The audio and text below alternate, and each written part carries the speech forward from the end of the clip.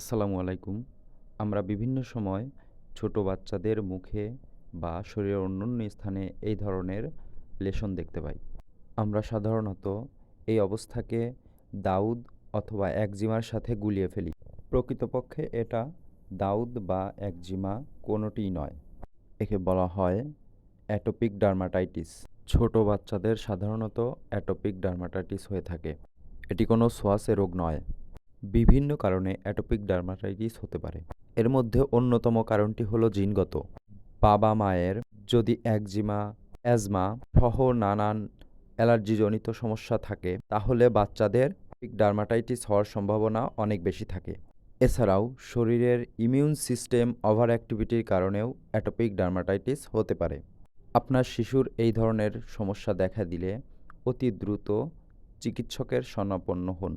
সঠিক ঔষধ ও নিয়ম মানার ফলে অ্যাটোপিক ডার্মাটাইটিস থেকে পরিত্রাণ পাওয়া সম্ভব। ধন্যবাদ।